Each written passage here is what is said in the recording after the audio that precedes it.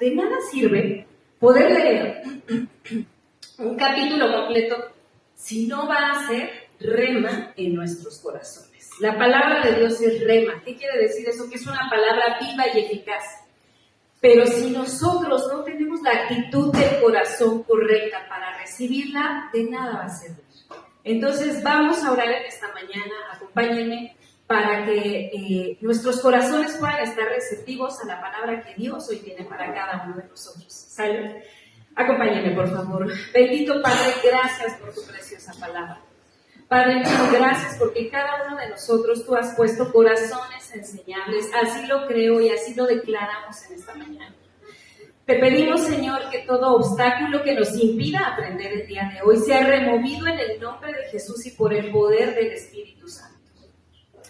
Que nuestros oídos puedan ser abiertos, Padre mío, y que tu palabra entre a lo más profundo de nuestros corazones, en donde tiene que sembrarse, Señor, y sé, bendito Padre, que con tu precioso amor, con tu preciosa palabra, tú la riegas día a día, Señor, esa semilla, y va a brotar el frutos del Espíritu Santo que hoy por hoy, como cristianos, necesitamos. Gracias, precioso Espíritu Santo.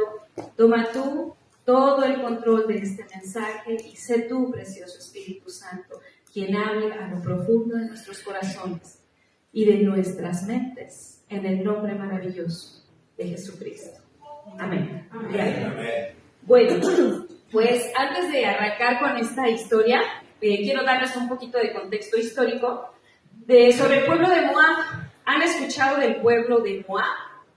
¿O lo han leído en algunas ocasiones en la Biblia? Bueno, por quienes no lo han escuchado o por quienes lo han escuchado y tal vez no han tenido la claridad de quiénes eran ellos, vamos a platicar un poquito, ¿sale? ¿Quiénes eran los moabitas? Bueno, pues los moabitas eran los enemigos históricos del pueblo de Israel. Su origen y fundación, por así decirlo, de este pueblo surge de una relación incestuosa de Lot, que era el sobrino de Abraham, con su hija mayor, ¿sale? De ahí viene ese origen. Entonces, si bien había una conexión sanguínea entre los moabitas y los israelitas, por Abraham, porque pues Abraham, como sabemos, fue pues el padre de Isaac y de todo el pueblo de Israel, y esa línea consanguínea de alguna manera también la tenían los moabitas, porque pues descendían de Lot.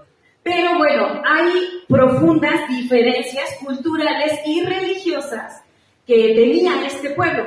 ¿Cuáles eran las principales? Pues bueno, vamos a resumirlo así. Los israelitas eran monoteístas, que solamente creían en Jesús, y los moabitas eran politeístas, y entre todos sus dioses había un dios que se, resaltaba del resto y era como la deidad nacional, y era el dios Quemos. Este dios, pues bueno, al igual que muchas otras naciones paganas que hemos visto en aquellos tiempos,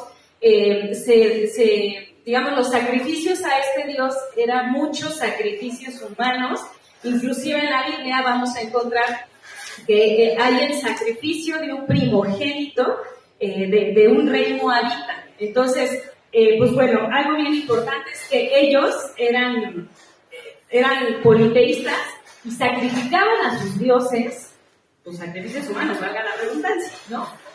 Entonces, se encontraban, si pueden ver en el mapa, ahí al ladito de Judá, ahí dice tierra de Judá, los divide un río, y al lado estaba la tierra de moabitas. Entonces eran pueblos vecinos, pero eran pueblos rivales. Ahora bien, pues bueno, vamos a leer una historia que la vamos a encontrar en el libro de Ruth, que está en el Antiguo Testamento. Esta historia es una historia muy, muy ad hoc a lo que estamos festejando, o lo que festejamos el día de ayer. ¿Qué festejamos el día de ayer? El Día del Amor y la Amistad, ¿no?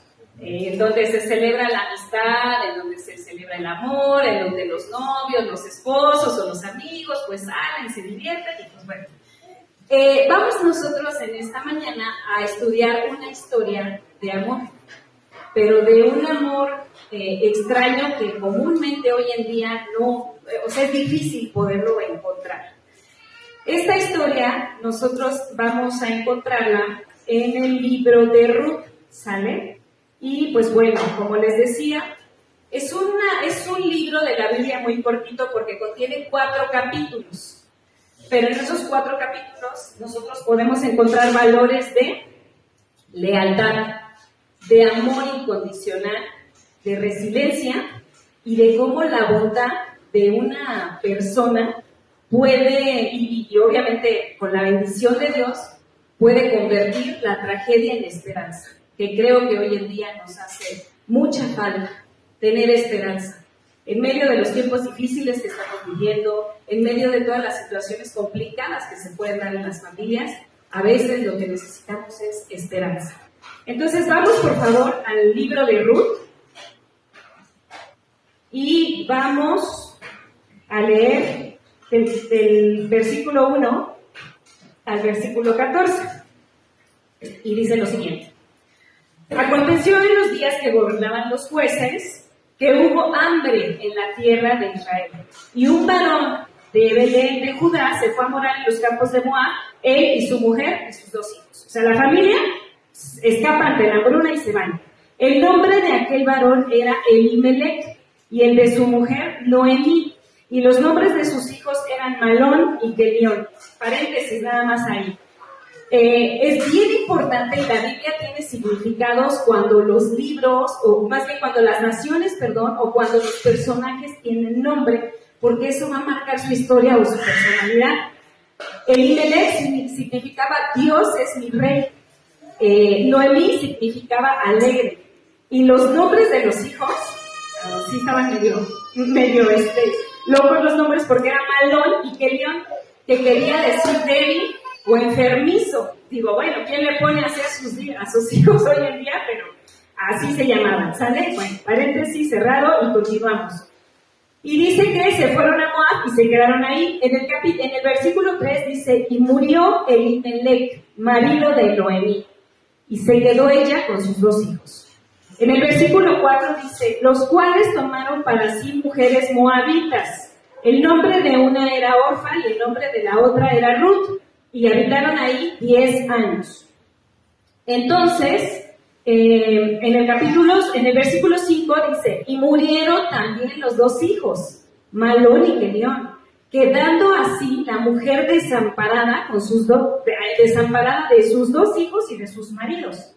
Entonces se levantó con sus nueras y regresó a los campos de Moab, porque oyó en el campo de Moab que Jehová había visitado a su pueblo para darles pan.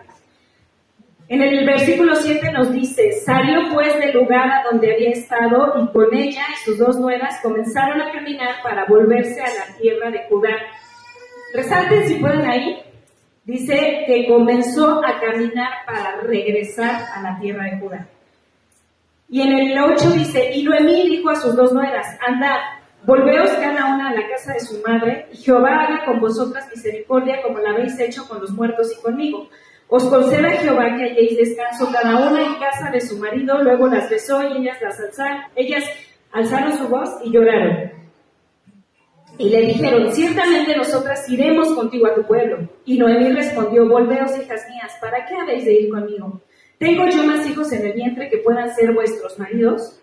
Ahorita les explico el contexto histórico de esto. Y dice en el 12: volveos, hijas mías, e idos, porque yo ya soy vieja para tener marido, y aunque dijese: esperanza tengo, y esta noche estuviese con un marido, y aún diese a luz hijos, ¿habrán ustedes de esperarlos hasta que fuesen grandes? ¿Habíais de quedaros sin casar por amor a ellos? No, hijas mías, que mayor amargura tengo yo que vosotras, pues la mano de Jehová ha salido contra mí.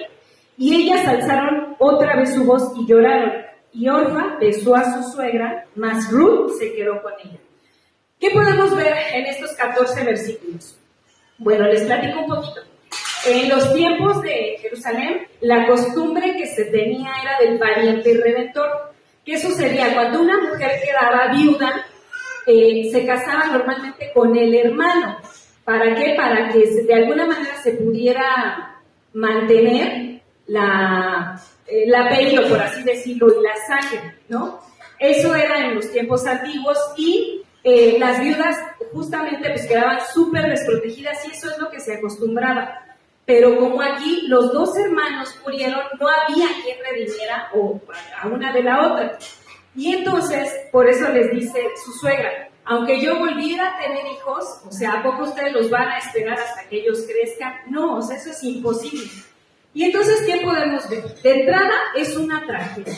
Una tragedia desde el inicio en que en Belén no había comida, estaban atravesando por una hambruna. ¿Saben curiosamente qué quiere decir Belén? Casa de pan o casa de alimento. Y entonces, ¿qué estaba sucediendo? Estaban atravesando una crisis por la cual la familia se tiene que ir. ¿Esta crisis realmente a Dios se le habrá salido de las manos?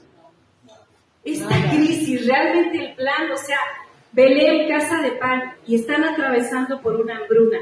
¿Y esto ha sido una situación que se le ha salido a Dios de las manos? No nos lo dice la Biblia, pero en la vida de antes, en la vida actual, no hay nada que a Dios se le escape de sus manos. Entonces, inicia con una tragedia. Esta familia se tiene que ir a Moab. En Moab, como vimos, las costumbres eran politeístas. Y sinceramente, hoy en día lo podemos ver. Cuando nosotros, como hijos de Dios, nos contaminamos en ambientes que no llevan nuestros principios, que no llevan nuestra misma cultura, ¿qué sucede? Yo creo que los chavos me pueden ayudar bastante a entenderlo, porque pues ellos están ahorita en un medio en donde los valores se están perdiendo tremendamente, ¿no? Y entonces, si tú no tienes tus bases firmes, inevitablemente te vas a contaminar. Inevitablemente vas a empezar a obtener la cultura de la gente con la que te rodeas. Dice un dicho, el que con lobos anda, aprende a aullar. Y dice la Biblia, las malas amistades corrompen las buenas costumbres. Entonces, esta familia al irse a Moab, la Biblia no nos especifica eso, y cuando no lo especifica es porque no quiere que a lo mejor lo sepamos o realmente no es relevante, pero chéquense algo y hay que leer entre líneas. Ellos se van a Moab, una nación politeísta. Ellos se casan, los hijos de esta Noemí se casan con mujeres moabitas, lo cual estaba prohibido por la ley de Dios, justamente por esta contaminación de valores. ¿Qué le pasó al rey Salomón? Y lo podemos ver. El rey Salomón inclusive tuvo 1,700 esposas y 300 concubinas. Y dice que su corazón se desvió y que su corazón se contaminó. Entonces, cuando ellos de alguna manera se van a Moab, yo creo que tomaron tal vez ellos ciertas costumbres o se desarraigaron de la cultura de su pueblo, que era Israel. Y ellos se van huyendo de la hambruna. ¿Por qué? Pues porque querían salvaguardar su vida. Y es válido también. Muchas veces nosotros podemos tomar decisiones en nuestras fuerzas de acuerdo a lo que nosotros creemos que es mejor para nuestras vidas, sin consultar a Dios, sin preguntarle, Señor, ¿esto es verdaderamente el camino por el que tú quieres que yo vaya? Y podemos ver que al final Noemí queda desamparada, porque los varones que eran el sustento, aparentemente, de la familia, murieron. Murieron los 3 hombres que eran el sustento de la familia y las 3 viudas quedan desamparadas. ¿Esto qué nos enseña? Que nosotros debemos siempre tener nuestra total dependencia de Dios. Y esta tragedia que le sucedió a Noemí no es como para levantar juicio en contra de, a veces, las familias que toman una decisión sin consultar a Dios o, se mueven bajo sus propias ideas pensando que es el mejor camino para su vida. No lo sabemos. Y no es en el afán de decir, eso les pasó porque se fueron de su tierra. No, porque la Biblia no nos lo dice. Pues bueno, pero lo que sí podemos ver es que al final, ¿qué sucede? Como les decía, los hombres que eran el sustento mueren y quedan ellas pues viudas, solas y desamparadas. Y la tragedia nos puede suceder a todos. Tal vez ahorita tu negocio puede ir muy bien, tu trabajo puede ir de lo mejor, y simplemente mañana llega una situación inesperada que cambia, que trae una crisis y que cambia el curso de tu vida, de tu destino. Puede llegar una enfermedad, que hoy estás bien y el día de mañana cambia. Las tragedias, o sea, como seres humanos estamos expuestos todos los días a tragedias. El hecho de que seamos cristianos no quiere decir que vamos a vivir en un estado total de paz y quietud y cero problemas, no. La vida cristiana es saber que aún en medio de sus problemas, Dios está contigo y Dios te va a levantar y Dios va a traer sanidad y prosperidad a tu casa, a tu familia y en aquellas áreas en donde hoy tal vez estás cojeando anímica, espiritual o emocionalmente o económicamente, yo no lo sé, pero Dios va a venir a restaurar porque Él es el sustento. Jehová Shaddai, y Jehová quiere decir Jehová Shaddai, Dios Todopoderoso. Y entonces, esta tragedia que le sucede a Noemí, en donde muere su hijo, en donde muere su esposo y a los 10 años mueren sus 2 hijos, nos enseña mucho. En la Biblia vamos a encontrar muchos personajes que al igual que tú y que yo son seres humanos y que al igual que tú y que yo se van a desanimar en algún tiempo de su vida, se van a deprimir, muchas veces pueden enojarse con Dios porque las cosas no salieron acorde al plan, este no era el plan. Pero algo bien importante es que de cada uno de ellos, Dios nos quiere mostrar su fe. Somos seres humanos vulnerables, nosotros y ellos, pero a través de ellos Dios nos muestra siempre lecciones de fe y cómo la lección de fe de cada uno de esos personajes nos levanta. Y vamos a ver qué sucedió con Noemí y con sus nueras después de esta lamentable tragedia.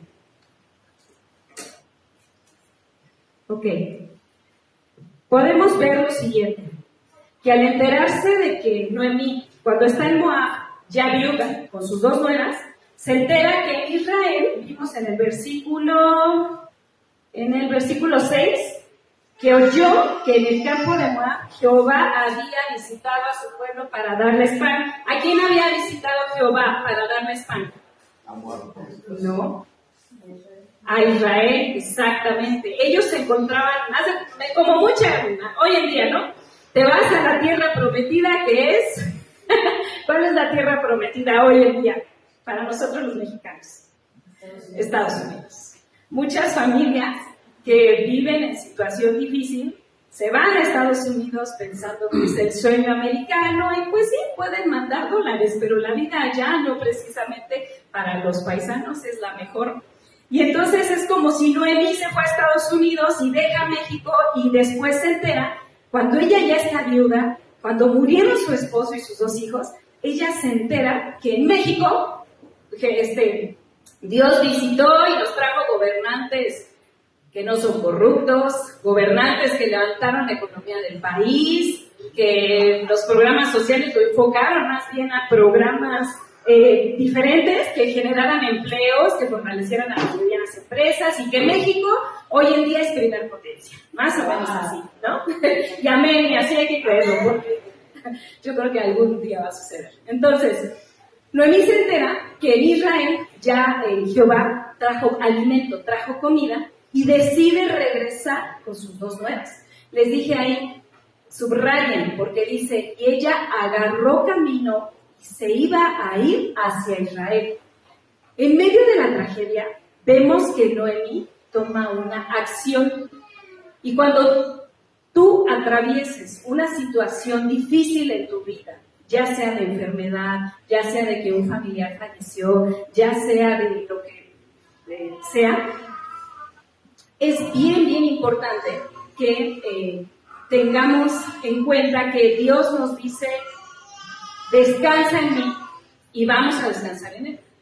Porque eso nos llama a que no nos afanemos, a que no perdamos nuestra paz. Pero no dice, te sientas en la hamaca y no haces nada. No, Dios no es así.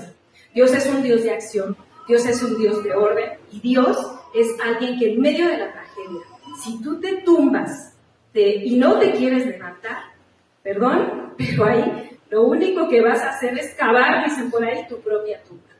En medio de la tragedia, Noemí dice que se levantó y caminó hacia la tierra de Belén, en donde ya había pan. Ella tuvo una acción. Y entonces, en el versículo 14, les dice ella a sus nueras, váyanse porque pues yo ya estoy sola, ustedes son jóvenes y pueden rehacer sus vidas. Y sus nueras querían mucho a su suegra y le dicen, no, queremos ir contigo. Pero Noemí insiste tanto porque Noemí es una persona que dentro de todo no es egoísta. Se había quedado completamente sola, y aunque se había quedado completamente sola, ella les dice a sus nueras, vayan ustedes y hagan su vida. Es una persona que no es egoísta. Y dicen que Orfa, una de las nueras, con todo el dolor de su corazón, se fue. Pero Ruth se quedó con ella.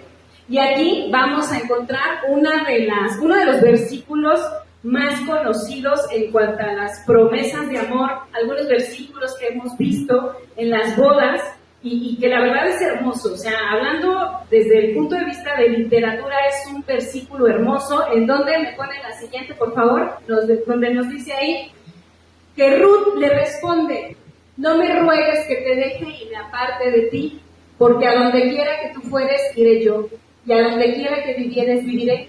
Tu pueblo será mi pueblo, y tu Dios será mi Dios. Donde tú murieres, moriré yo, y allí seré sepultado.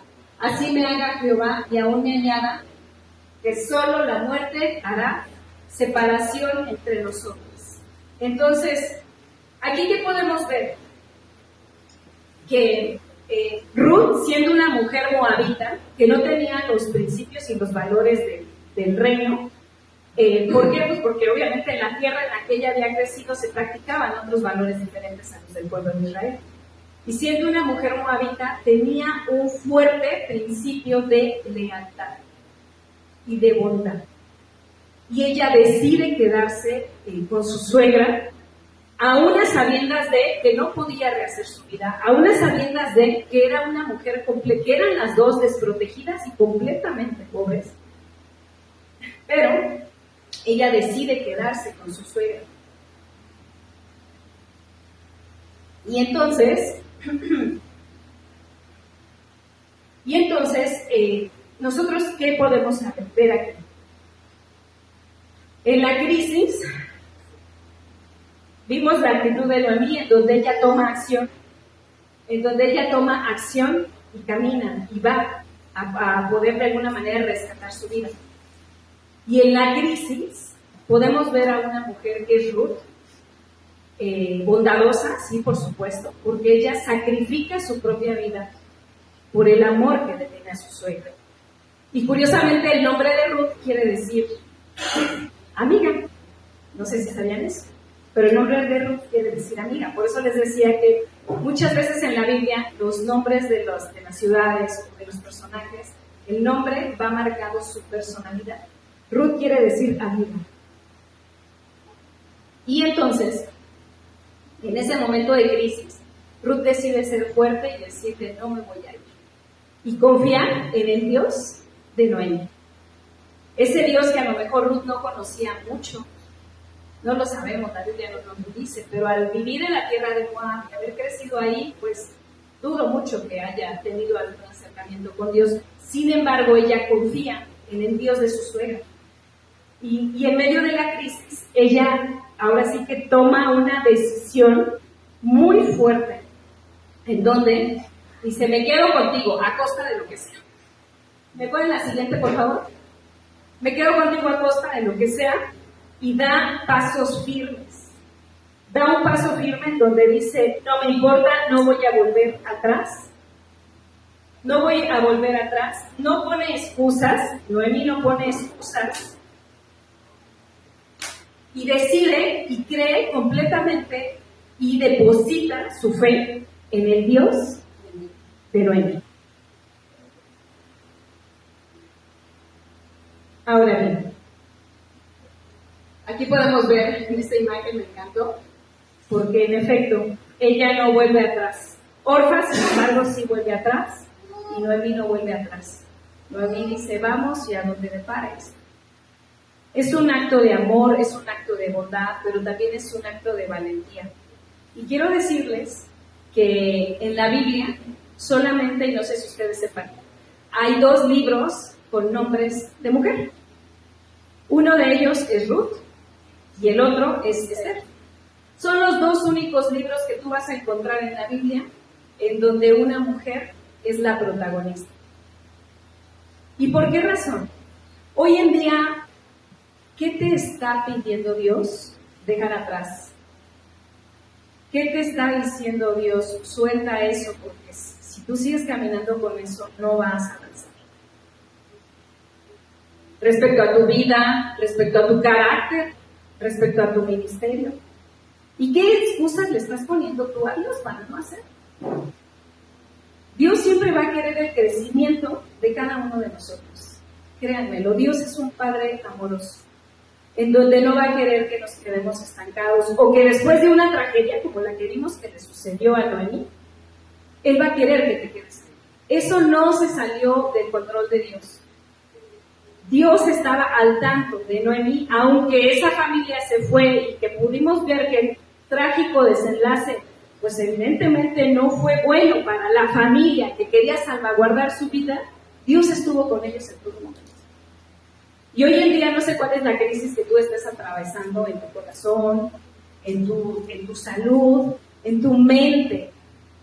Yo no sé, pero lo que sí sé es que Dios te llama a no poner más excusas.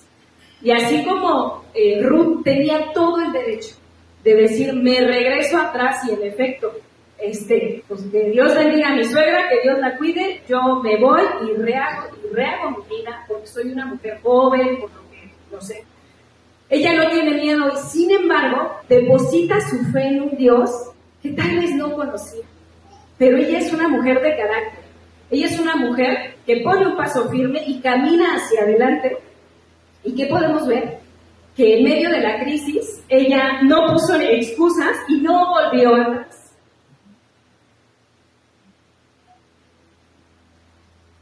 Recuerda una cosa, aquellos que ponen excusas para algo en la vida, a lo que Dios te está llamando, no van a marcar la historia.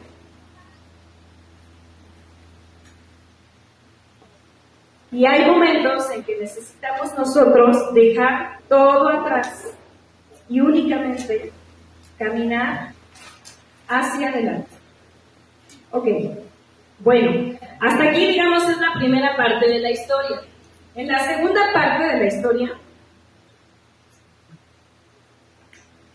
vamos nosotros a ver el regreso de estas viudas y la provisión de Dios, de cómo las cuida. Entonces, vamos nosotros al versículo 20 del capítulo 1. Entonces, para esto, ellas ya van de regreso a la tierra de Israel y sus familiares de Noemí la ven regresar y le dicen, ¿qué no es esta Noemí? Y nos dice en el versículo 20. Y ella les respondía, no me llames Noemí, sino llámame. ¿Qué significa Mara? Amargura. Entonces volvemos a la importancia de los nombres o de cómo tú te identificas. Y dice ella, porque en grande amargura me ha puesto el Todopoderoso. Dice en el 21, yo me fui llena, pero Jehová me ha vuelto con las manos vacías. ¿Por qué me llamaréis Noemí? Que quiere decir alegre, ya que Jehová ha dado testimonio contra mí y el Todopoderoso me ha afligido. Dice ella, regresé con las manos vacías. ¿En realidad regresaba con las manos vacías? Sí, en gran parte, pero iba su nuera con ella. Su nuera que renunció a dejar todo y que caminó con ella y que dijo, no te voy a dejar sola. Noemí no estaba regresando con las manos vacías. Pero ¿qué sucede cuando nosotros estamos atravesando un dolor? Nos cegamos y no, el dolor a veces no te deja ver que a tu alrededor hay familia, hay amigos, hay trabajo, hay salud. Yo no sé todo lo que a veces Dios puede bendecirnos, pero como condición del ser humano siempre vamos a fijarnos en lo que no tenemos y que sí tiene el otro. Una vez me encantó porque en un diplomado nos pusieron una foto de un foquito, de una estrella, de una luciérnaga, de un sol y de una luna. Al final el común denominador es que todos emitían luz. La única diferencia es que cada uno brilla diferente. Y cada uno de nosotros tenemos una luz propia, algunos somos estrellas y brillamos como estrellas, otros como lunas, otros como sol, pero cada uno de nosotros tiene un brillo particular que Dios nos dio para el propósito y el llamado que ha dado a nuestras vidas.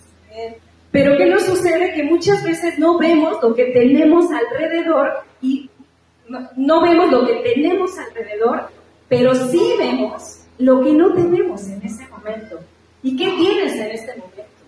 Yo creo que tenemos muchas cosas, pero a veces, así como Noemí, y digo, no es que hagamos menos su pena, por supuesto, o sea, era una mujer que había perdido a su marido y a sus hijos, era una mujer que evidentemente estaba atravesando una situación dolorosa, pero no estaba completamente con las manos vacías. Había una persona que le había demostrado en ese momento la máxima expresión de lealtad, porque nos dice Juan capítulo 15, versículos del 13 al 16, que dice que no hay amor más grande que aquel que da la vida por sus amigos. Y Ruth estaba dando la vida por su suegra, renunciando a sus propios proyectos personales, estaba dando la vida por su suegra, pero Noemí el dolor la había cegado tanto, en donde dice: vengo con las manos vacías, Dios me ha castigado y llámenme amarga, ¿no? O sea, la verdad es que digo, bueno, cada quien, o sea, les digo, vuelvo a repetir, cada personaje en la Biblia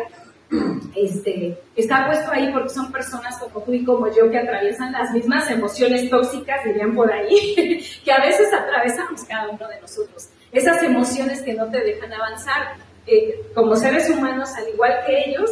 Pero ¿cuál es la gran diferencia? Que debemos aprender del ejemplo de fe que vemos en algunos otros. Entonces Noemí dice: llámenme amarga porque porque Dios me ha afligido y estoy con las manos vacías, ¿no?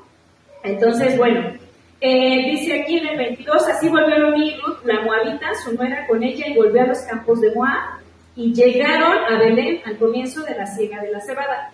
En el capítulo 2 nosotros vamos a ver que Ruth comienza a trabajar. Ellas llegaron en completa pobreza extrema.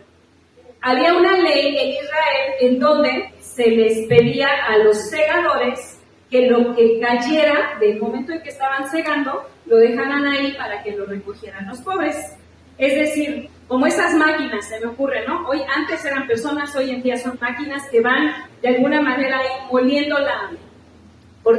la caña de azúcar, por darles un ejemplo, y entonces lo poquito que va sobrando, o sea, la máquina recoge una parte y la basura o el poco grano o el poco material que va cayéndose al lado del camino, ese decían que tenían que dejarlo ahí al lado para que los pobres lo recogieran. Los pobres en aquel entonces no eran como hoy en día, con los múltiples programas sociales. Los pobres se ponían a trabajar y se encargaban de resolver su problema porque recogían los granos de los granos que quedaban de los espigadores. Entonces, Ruth, cuando llegan a Israel, ¿qué es lo primero que hace? Y vamos a verlo aquí en el capítulo 2, dice aquí: tenía Noemí un pariente de su marido, hombre rico de la familia de Elimelech, el cual se llamaba Boz.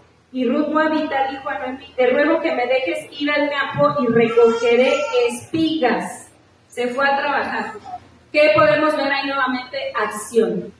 Ruth se quedó sin hacer nada ante su situación difícil. No, Ruth se fue a chambear, ¿no? Y hoy en día creo que Dios nos llama a trabajar a muchos de nosotros en la casa, desempeñando un puesto, como sea, pero Dios no nos llama a estar inactivos, Dios nos llama a trabajar.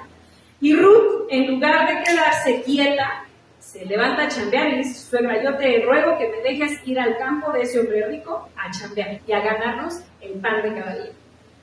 Y entonces Ruth era una mujer diligente. ¿Por qué? Porque eso nosotros lo vamos a ver en el versículo del 5 al 8 del mismo capítulo 2. Boz, que era el dueño, le dice a su criado, dice así: y Boz dijo a su criado mayordomo de los segadores: ¿de quién es esa joven? Y el criado mayordomo de los segadores respondió y dijo: es la joven moabita que volvió con Noemí de los campos de Moab. y ha dicho, te ruego que me dejes recoger y juntar tras los segadores en las gavillas. Entró pues y está desde la mañana hasta ahora sin descansar ni aún por un momento. Entonces, ahí podemos ver que Ruth era una mujer trabajadora, era una mujer diligente, y después de que Ruth iba varias veces al campo de Booz a recoger el grano, dicen que llenaba una cesta grande y que la llevaba a su suegra, y entonces su suegra le dice en uno de esos buenos días, oye, ¿quién te ha dejado recoger tanto grano? Y le dice, el pariente lejano tuyo en donde tú me dejaste trabajar, que es Booz. Hallé gracia frente a él y me deja recoger junto con sus criadas el maíz. Entonces, de alguna manera, el alimento, estas viudas ya lo tenían provisto, gracias a Dios, porque Dios puso gracia en Ruth ante los ojos de Booz, para que de alguna manera ella tuviera cierto privilegio en recoger un poquito más de alimento, ¿sale? Y después nos dice aquí, y nos dice aquí en el capítulo 3, que bueno, que Noemí se le prende el foco. Noemí era una mujer inteligente, muy inteligente. ¿Por qué? Porque a pesar de su dolor, ella dice, regreso porque en Israel no me voy a morir de hambre. Cuando llega a Israel y le da permiso a su nuera de que vaya a los campos a recoger el maíz, se le prende el foco y le dice, ok, tú estás yendo a trabajar a los campos de aquel que es pariente lejano mío. Y recupera la esperanza porque dice, al ser un pariente lejano mío y de acuerdo a la ley que existía en Israel, en donde un pariente lejano podía redimir, se le conocía la palabra, redimir es pagar, eso es, digamos, como el significado, redimir es pagar. Entonces, un pariente lejano que podía a ellas cobijarlas bajo su protección. A Noemí se le prende el foco y le dice, oye, ¿sabes qué, hija? Pues él es pariente lejano, él puede cobijarnos y sacarnos de pobres, así es que arréglate y pues vele a decir que pues que somos viudas desprotegidas y que pues que necesitamos un hombre, ¿no? que nos cuide. Es una mujer muy astuta y ustedes ya, o sea, por temas de tiempo aquí pues no vamos a leer toda la historia, pero léanla en su casa los 4 capítulos y se van a dar cuenta que tanto Noemí como Ruth son mujeres astutas y mujeres diligentes y mujeres fuertes que ante la crisis no se doblegaron. Y entonces, después de eso, Ruth obedece a su suegra y pues se arregla y entonces se presenta ante Booz. Se presenta ante Booz y aquí es bien claro porque dice, tras una noche de encuentro respetuoso, porque Noemí se presenta a él, pero no era como hoy en día que pues, o sea, se presentan y todo, de todo, no. En esos tiempos era diferente. Entonces ella se presenta ante Booz y le dice él, no la reconoce, porque pues normalmente siempre la veía modonga, recogiendo el maíz, y ahorita pues llega hasta perfumada, arreglada, bañadita, ¿no? Y él no la reconoce y le dice, ¿quién eres tú? Y le dice ella, soy Ruth, tu sierva. Dice, y te ruego que tú no, soy tu sierva, pariente de Noemí, y te ruego que tú nos redimas. Entonces, aquí, si me ayudan con la siguiente, con el siguiente slide, por favor. Entonces, aquí, pues bueno, vemos que a Booz, pues evidentemente sí le, hasta ahí, por favor. A Booz, pues evidentemente no le era desagradable Ruth, porque pues no sé, yo me imagino que era una mujer bonita. No le es desagradable porque le había dado chance de espigar más que los demás agricultores, ¿no?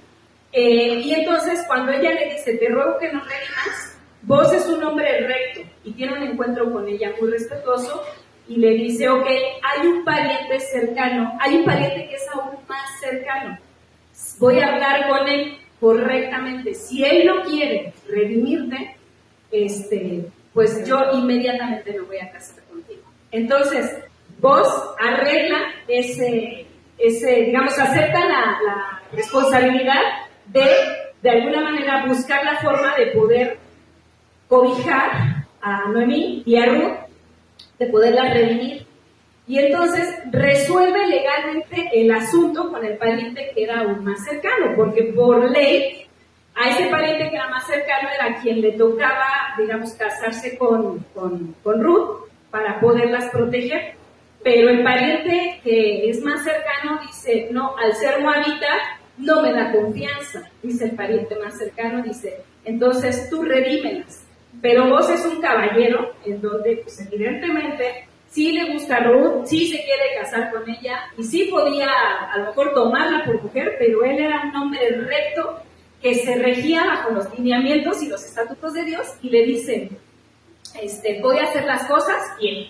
Y entonces, adivinen cuál fue el final, el siguiente, por favor. La siguiente.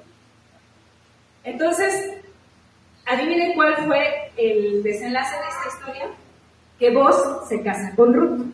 Entonces, aquí que podemos ver que siempre todos tenemos un final con propósito. Pese a la situación que estés pasando en este momento, todos tenemos un final con propósito. Este libro es una joya porque nos habla de decisión, porque tuvo que haber decisiones, que nos habla de fortaleza, que nos habla de fidelidad y de redención. La siguiente, por favor. Ok. En tiempos de crisis, lo que les decía al inicio, nosotros vamos a un Dios que es cercano. ¿Cuántos de aquí saben que nosotros vamos a un Dios que es cercano en tiempos de crisis? No es un Dios que está lejos de tu dolor, es un Dios cercano. Y Él va a estar fiel en todo momento en esa crisis. Créanme. Él no se va a mover. Su corazón no es como el de nosotros, cambiante, que hoy quiero y mañana no. Que hoy estoy feliz y mañana estoy enojada. No, Dios no es así. Dios es inmutable. ¿Qué quiere decir eso? Que Dios no cambia. Y Dios en medio de la crisis que tú estés atravesando, o que vayas a atravesar, porque la vida cristiana no es perfecta, ni es un nirvana en donde estamos todos paz and love y un estado hippie. No, eso no es la vida cristiana.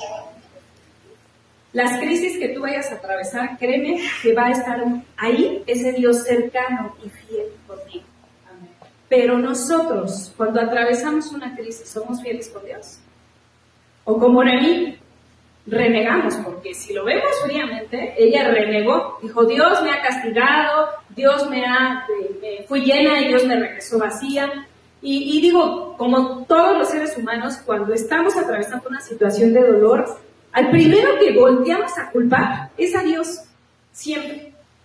Y entonces nosotros no nos mantenemos fiel a Él en un momento de crisis muchas veces. Y de aquí que tenemos que aprender, cambiar esa mentalidad, cambiar esa forma de actuar. El ejemplo de Ruth, en donde podemos ver que es una mujer que deja todo atrás. Quema los barcos, ¿no? Como dicen por ahí coloquialmente, yo quemo los barcos. ¿Por qué? Porque no voy a regresar.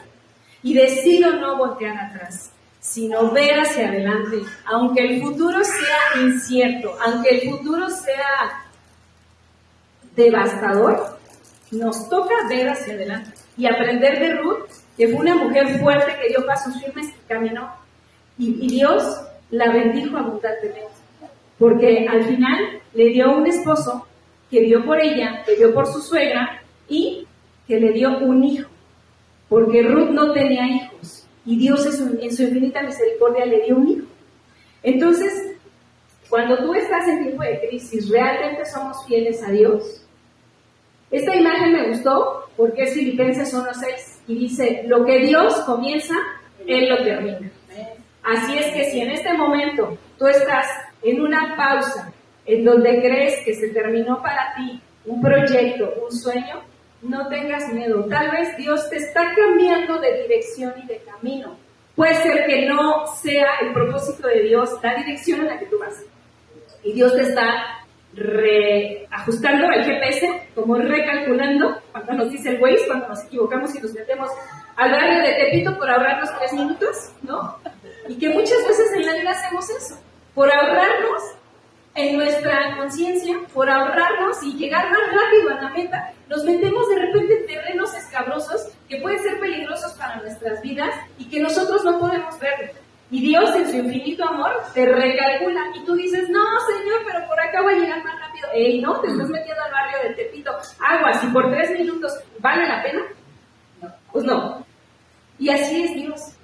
Perdónenme por ese ejemplo tan sencillo, pero así es Dios, porque a veces nos vamos y nos metemos y nos enlodamos en terrenos que Dios no quiere, pensando que vamos a ahorrar tiempo, que vamos a ahorrar esfuerzo y que vamos a llegar a la meta más pronto. Y Dios tal vez te dice, no es por ahí, y te recalcula. Y entonces pone tus pies en senda dura y firme y dice, ahora sí adelante. Pero siempre, cuando tú estás en la mano de Dios y en comunión con Él, vas a llegar al propósito que Dios tiene para ti. La siguiente, por favor. Y nos dice aquí, no volvamos nuestra mirada atrás, Lucas 9:62, y Jesús le dijo, ninguno que poniendo su mano en el arado, y mira hacia atrás es apto para el reino de Dios. Dios no nos ha dado un espíritu de cobardía, sino de, ayúdenme a completarlo los que se lo saben, de poder, de amor y de dominio propio. Entonces, una vez que agarramos el arado, no hay vuelta atrás. Debemos ser valientes como Ruth, porque Ruth no se iba a imaginar que más adelante estaría su recompensa y que sería una mujer que no iba a pasar más hambre, que ahora yo creo que tendría una casa gigante, ¿no? Que ahora tendría esclavos o siervos a su cargo, pero sobre todo la bendición y la provisión de Dios, que en ningún momento las dejó solas. La siguiente, por favor. Ok. Quiero ir cerrando con esto.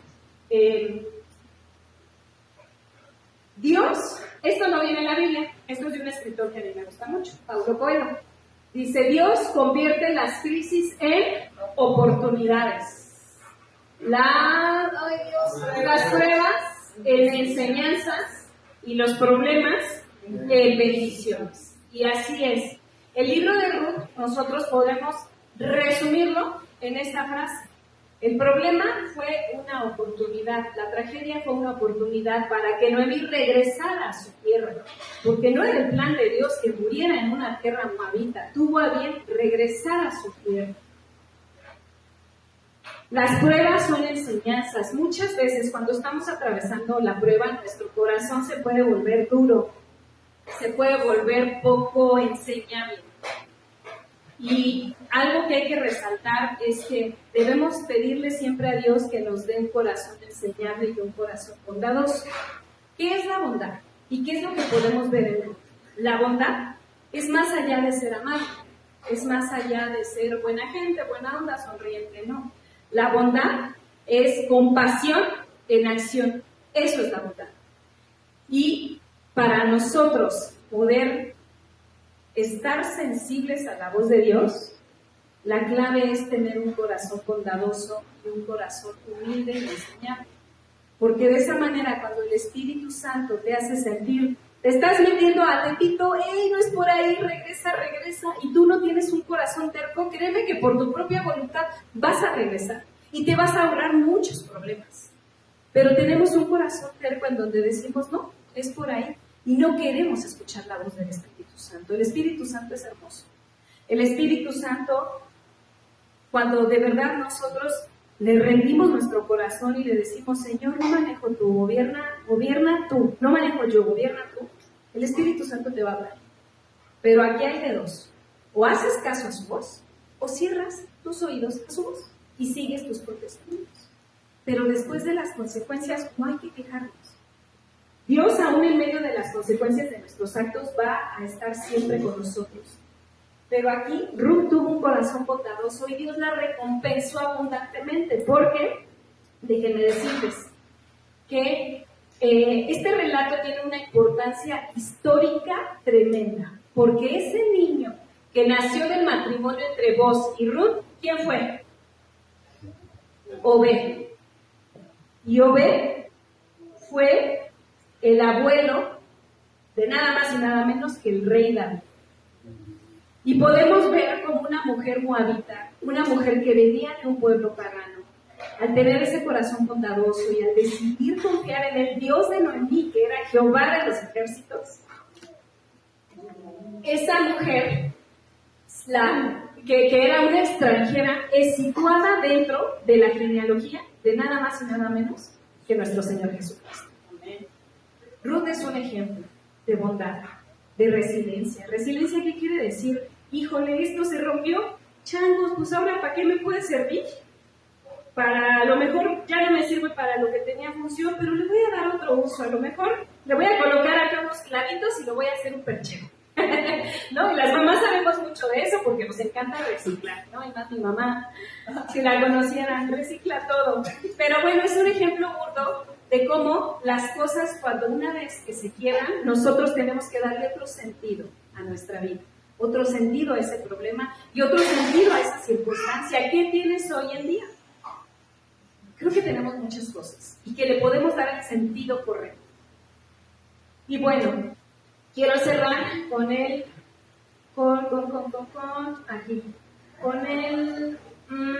versículo que está en Juan 15. Juan 15. Perdón. Antes de Juan. Aquí está. Romanos 8, 28 al 32. Y nos dice aquí, ayúdenme a buscar la cita, pues la quiero leer completa. Romanos 8, 32.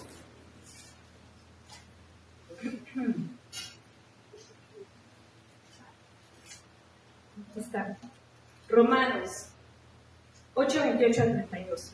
Y nos dice lo siguiente: más que vencedores. Y sabemos que a los que aman a Dios, todas las cosas les ayudan a bien. Esto es, a los que conforme a su propósito son llamados. Porque a los que antes conoció también nos predestinó para que fueran hechos conforme a la imagen de su Hijo. He aquí, somos todos nosotros. Dios nos predestinó para que fuéramos hechos conforme a la imagen de su Hijo. Para que Él sea el primogénito entre muchos hermanos, que somos tú y yo.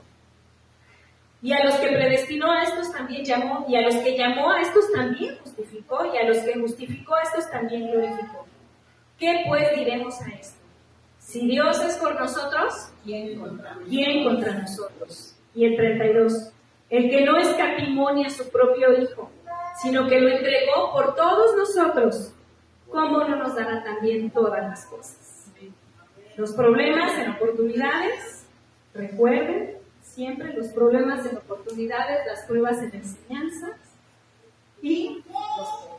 las crisis en oportunidades, las pruebas en enseñanzas y los problemas en bendiciones. Y cerramos con Juan capítulo 15, versículos del 13 a 16. Aquí está, Juan 15. Juan 15, del 13 al 16. Nos dice así: nadie tiene mayor amor que este, que uno ponga su vida por sus amigos. ¿Quién puso la vida por ti y por mí? Jesús.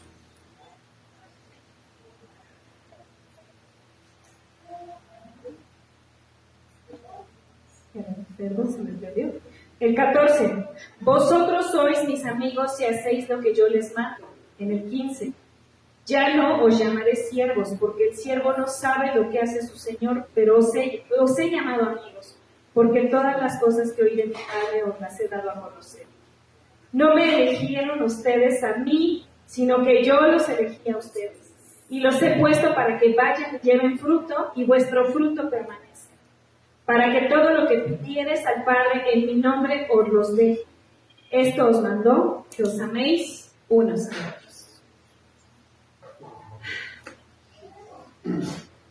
Y pues bueno, como nos dice Juan, no hay amor más grande que aquel que da la vida por sus amigos, y Jesús dio la vida por cada uno de nosotros para que fuésemos salvos.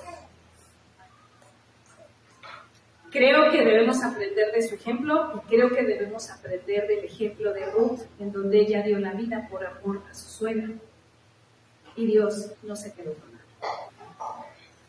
Vamos a orar para cerrar este momento. Vamos a ponernos de pie para que se me despierten porque el calor está tremendo.